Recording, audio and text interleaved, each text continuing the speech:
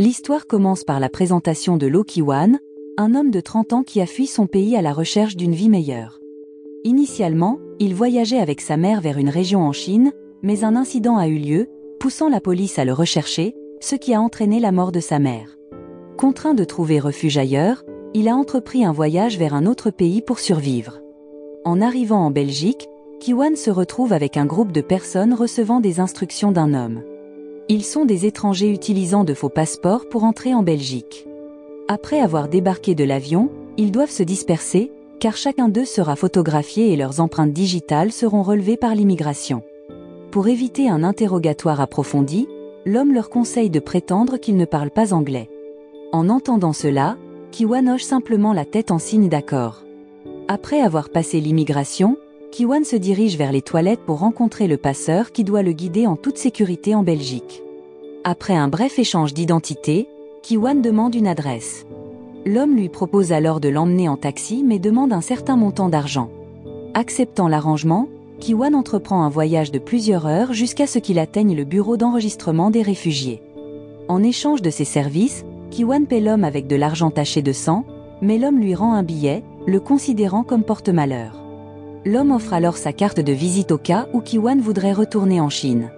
Cependant, Ki-wan la déchire car il est déterminé à se construire une nouvelle et meilleure vie en Belgique. Remplir le formulaire de demande de statut de réfugié s'avère faisable pour Ki-wan, avec l'aide d'une traductrice nommée Madame Kim. Madame Kim accompagne ensuite Ki-wan auprès d'un officier, lui faisant remarquer qu'il a de la chance, car il faut habituellement 2 mois pour atteindre le stade de l'entretien initial. Lors de l'interrogatoire, Ki-wan est interrogé sur son identité et ses antécédents, notamment s'il a fait défection de Corée du Nord. Après vérification, il est confirmé que Ki-wan a fait défection il y a plusieurs années et a résidé en Chine, plus précisément dans la région de Yanji, avec sa mère. Madame Kim exprime alors sa curiosité quant à l'origine des fonds de Ki-wan, car on ne le connaissait pas pour avoir travaillé pendant son séjour à Yanji. Ki-wan admet alors avoir reçu une somme d'argent importante de sa mère. S'attendant à un processus rapide, Ki-wan est informé qu'il doit attendre 1 an pour une décision sur son statut de réfugié et son éligibilité aux aides du gouvernement belge. Madame Kim conseille alors à Ki-wan de rester patient jusqu'à ce moment-là, car elle ne peut pas faire grand-chose de plus pour l'aider. Dans le froid de minuit, Ki-wan cherche une auberge abordable et se contente d'une chambre exiguë prévue pour plusieurs occupants. Là-bas, il contemple une photo dans le portefeuille de sa mère, contenant une somme importante d'argent, dont une grande partie est tachée de sang. En revenant des toilettes, Ki-wan est surpris de trouver un couple en train d'avoir des relations intimes dans sa chambre. Voulant récupérer son argent, Ki-wan est plutôt expulsé, le laissant attendre devant la porte de la chambre. Peu après, il décide de prendre le portefeuille précieux et de quitter l'endroit, se méfiant de l'hôtel Bon Marché. Après avoir parcouru la ville animée, Ki-wan tombe sur des toilettes publiques payantes. Bien qu'il cherche refuge à l'intérieur des toilettes, le froid mordant persiste, pénétrant ses os. Néanmoins, cela lui offre un abri contre les vents violents qui balaient la ville cette nuit-là. Ki-wan enroule alors du papier autour de ses pieds, car ses chaussettes sont déjà trempées, et se recroqueville sur le sol froid des toilettes, sans aucune literie. Le lendemain matin, Ki-wan est confronté à la faim et à la soif. Incapable d'utiliser l'argent taché de sang, il se résout à chercher de la nourriture laissée dans les poubelles, ce qui le conduit à être empoisonné et à vomir. Déterminé à gagner de l'argent, Ki-wan commence à réfléchir à des moyens de se faire de l'argent et est inspiré par un vieil homme vendant des bouteilles usagées au mini-marché. Ensuite, Ki-wan collecte et vend des bouteilles jusqu'à ce qu'il puisse se permettre de la nourriture pour la journée et de payer l'entrée des toilettes où il passe la nuit. Cette routine le soutient, même si cela ne lui offre qu'un repas simple comme du pain et de la confiture. Il continue ainsi pendant plusieurs jours et même des mois. Cependant, un jour, Ki-wan se retrouve sans abri lorsque les toilettes ferment pour réparation. Contraint de dormir dans la rue, il est malmené par des voyous locaux qui jettent ses chaussures dans le lac, le laissant tomber à l'eau en essayant de les récupérer, le laissant froid et affamé. Cherchant refuge, Ki-wan se dirige vers la laverie automatique, car il n'a que quelques vêtements dans son sac, mais s'effondre à cause de ses blessures. Les souvenirs du passé refont surface, lui rappelant le jour où il n'a pas pu récupérer sa mère après le travail, sans savoir que la police la recherchait au magasin. Forcé de fuir, Ki-wan et sa mère se hâtent le long d'un sentier sombre, craignant d'être capturés et renvoyés en Corée du Nord. Soudain, à un carrefour, une voiture de passage percute la mère de Ki-wan, la laissant piéger en dessous. Malgré son choc, Ki-wan ne peut pas faire grand-chose pour aider, regardant la situation désespérée de sa mère se dérouler.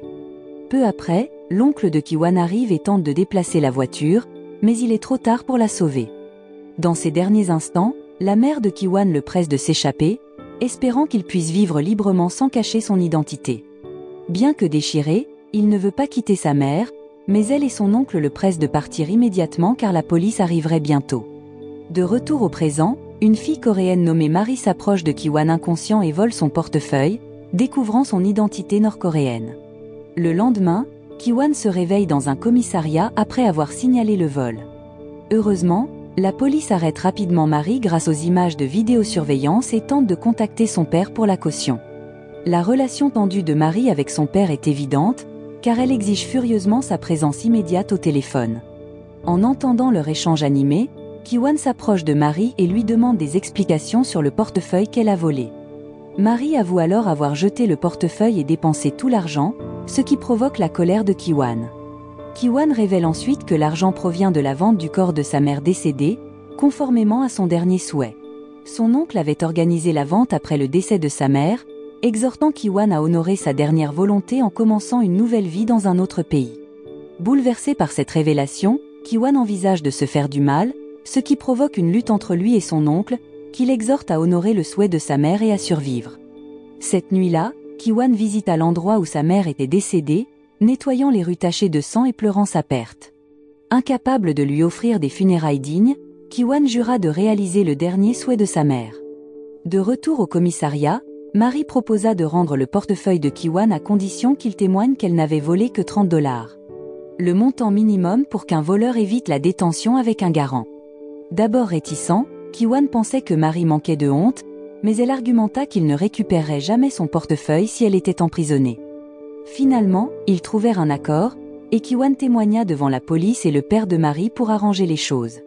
Devant le commissariat, Ki-wan demanda immédiatement son portefeuille, mais Marie promit de le lui rendre le lendemain. Elle s'éloigna rapidement en voyant son père, M. Yoon-song, arriver. M. Yoon-song offrit alors une compensation pour l'argent perdu de Ki-wan, mais Marie l'arrêta, insistant pour qu'il n'intervienne pas. Elle emmena plutôt Ki-wan dans un bar. Après avoir demandé à Ki-wan d'attendre, Marie descendit dans une salle souterraine gardée, où elle rencontra Cyril. Il semblait que Marie, ancienne athlète de tir, avait été exploitée par Cyril pour des paris clandestins. Malgré son plan de quitter le gang de Cyril, Marie revint pour tenir sa promesse à Ki-wan. Cyril accepta de rendre le portefeuille si Marie remportait un match contre un tireur des Pays-Bas, ce qu'elle accepta de faire la semaine suivante. Alors que Ki-wan attendait dehors, il se sentit trahi lorsque Marie ne revint pas avec son portefeuille. Elle expliqua alors que le portefeuille était chez un ami et qu'elle le lui rendrait dans une semaine, mais Ki-wan n'était pas satisfait. Il entra audacieusement dans la salle souterraine, causant une agitation parmi les voyous. Marie intervint, exhortant Ki-wan à partir alors que Cyril commençait à brandir des armes. Elle lui promit de tenir parole concernant le portefeuille mais souligna qu'il devait partir immédiatement pour rester en sécurité. Marie invita ensuite Ki-wan chez elle, lui conseillant de mieux contrôler ses émotions dans un pays étranger. Se sentant solidaire de la situation de Ki-wan, Marie lui demanda comment il était arrivé en Belgique et quel était son statut professionnel.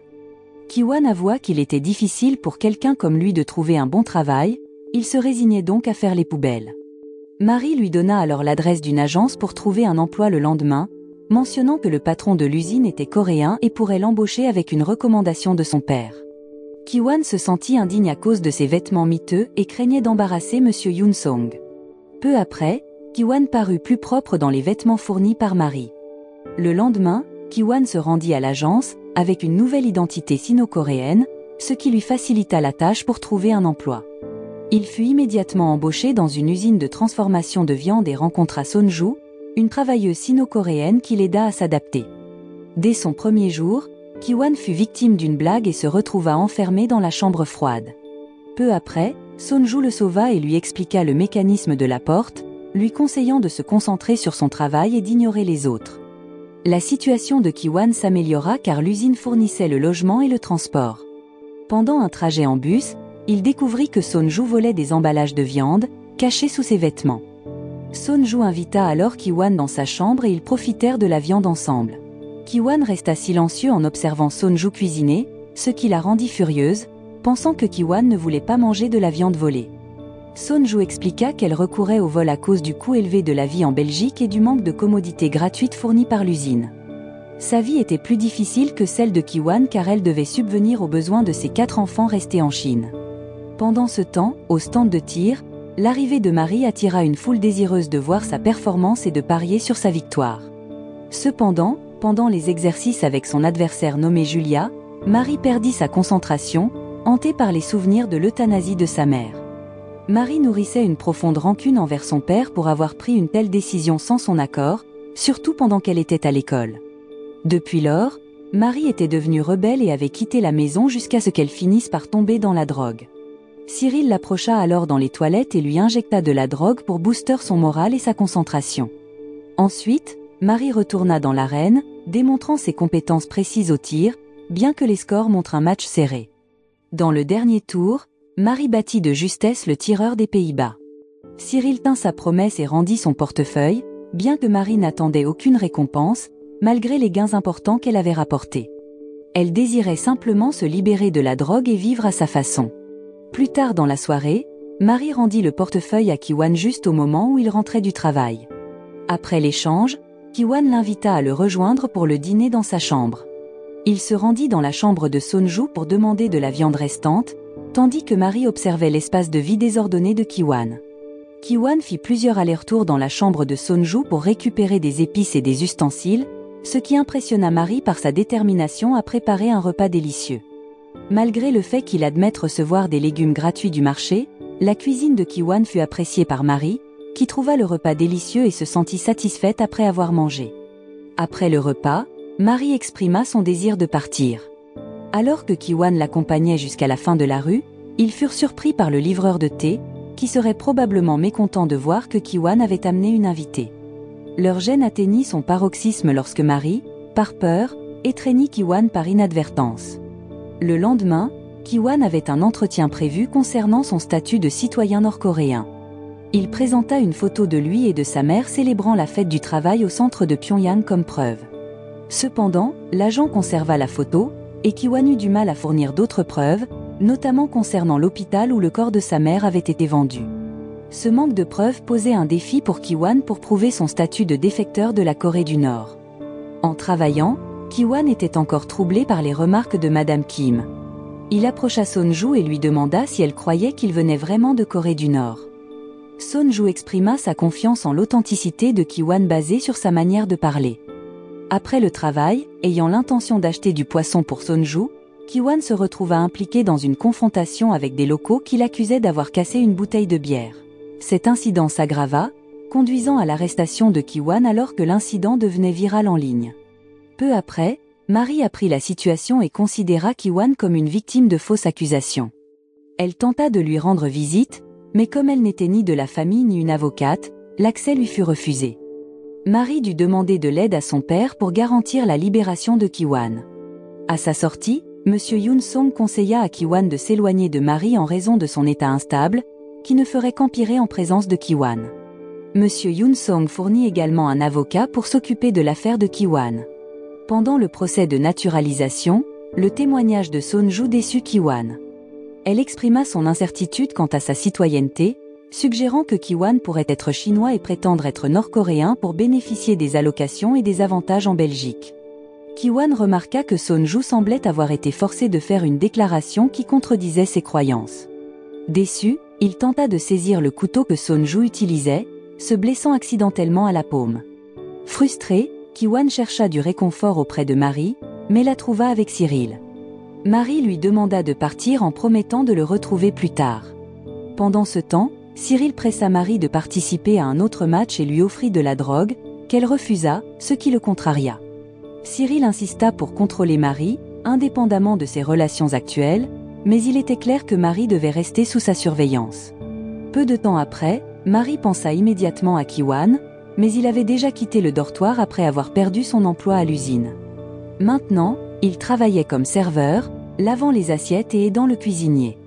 Avec le temps, Marie et Ki-wan perdirent contact et Marie fut forcée de participer à une fusillade en raison du pari considérable d'un homme riche sur sa victoire. Au début, Cyril croyait que Marie gagnerait facilement, mais elle manqua délibérément chaque tir, obtenant ainsi un score de 0. Cyril était furieux et essaya de la poursuivre alors qu'elle partait pour rencontrer quelqu'un d'autre. Pendant ce temps, Sonju a finalement découvert où travaillait Ki-wan et s'est rapidement excusée pour son faux témoignage. Elle a révélé qu'elle avait été forcée par le patron de l'usine sous la menace de perdre son emploi et d'être expulsée vers la Chine à cause de problèmes de visa. Elle a exprimé ses regrets, sachant qu'elle pourrait ne jamais retourner en Belgique. Finalement, Ki-wan a vu Sonju être emmené par la police. Un jour, l'avocat de Ki-wan lui a apporté une bonne nouvelle. Une organisation de réfugiés nord-coréens en Belgique a accepté de le soutenir pendant le procès et de l'aider à témoigner comme il le souhaitait. Sur le bureau de l'avocat, Ki-wan a remarqué une invitation pour l'anniversaire de la mort de l'épouse de M. Yoon-song, qui était la mère de Marie. En signe de gratitude, Ki-wan a assisté à l'événement et a voulu aider aux préparatifs. Pendant la cérémonie, alors que M. Yoon-song prononçait son discours, Marie est apparue soudainement, en état d'ivresse.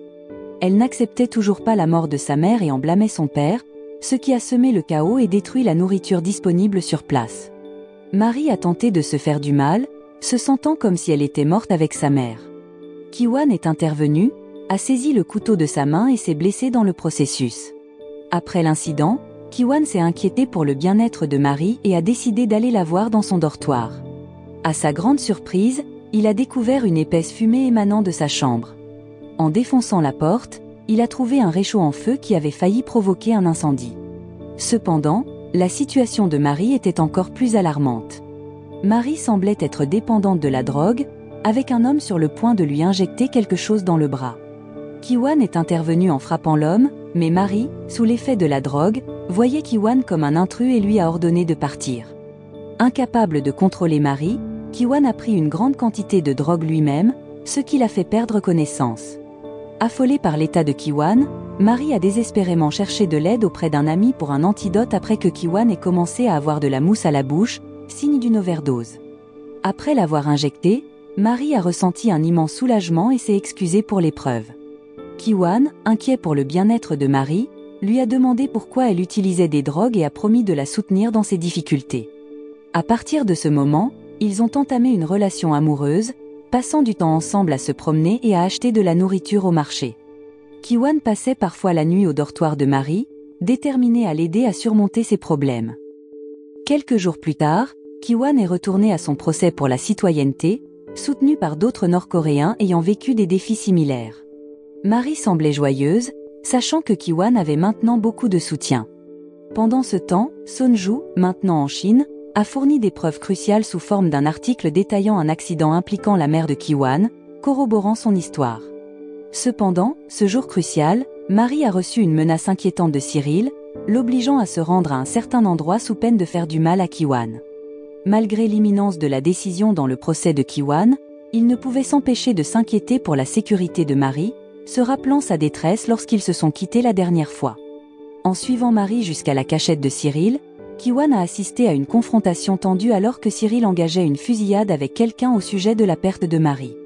Marie s'est retrouvée acculée, sous pression pour endosser la responsabilité des pertes, et ils ont même envisagé de l'emmener à l'étranger pour participer à des compétitions à plus gros enjeux. Mais les objections de Cyril ont dégénéré en violence, aboutissant à la mort de l'homme. Peu après, Ki-wan s'est précipité pour aider Marie, s'engageant dans une lutte féroce avec Cyril. Malgré ses faibles compétences en combat, Cyril a facilement maîtrisé Ki-wan et s'apprêtait à lui ôter la vie. Dans un geste audacieux, Marie a saisi un pistolet, le pointant vers la main de Cyril, ce qui leur a permis de s'échapper. Peu après, une bande a fait irruption dans la cachette, entraînant la mort de Cyril. Ki-wan a alors réconforté Marie, lui conseillant de fuir à l'étranger pour éviter d'autres dangers. Il lui a également suggéré de contacter son père pour résoudre la situation. Bien que Marie ait souhaité s'échapper avec Ki-wan, il lui a expliqué qu'il n'avait pas le droit de rester en Belgique ni de quitter le pays. Le lendemain, M. Yoon-song a organisé pour que Marie obtienne un passeport et puisse voyager dans un autre pays. Marie s'est excusée pour sa rançéure passée envers son père, réalisant que sa mère avait choisi l'euthanasie. Au moment de se séparer, Ki-wan a promis de retrouver Marie un jour, lui demandant de se souvenir de leurs moments partagés. 1 an plus tard, Ki-wan a pris une décision difficile dans sa vie. Bien qu'il ait obtenu le droit de rester en Belgique, il a choisi de quitter définitivement le pays. En fait, Kiwan avait l'intention de rejoindre Marie dans un pays où les habitants sont très accueillants. À son arrivée sur une île, Kiwan a cherché à savoir où se trouvait Marie. Il a alors découvert qu'elle gérait un restaurant en bord de mer à Bali, en Indonésie. La leçon morale de l'histoire est la suivante. Si un inconnu vous propose de l'argent taché de sang, il vaut probablement mieux refuser. Cela pourrait causer plus de problèmes que d'essayer de repêcher vos chaussures dans un lac après qu'elles aient été jetées par des voyous locaux.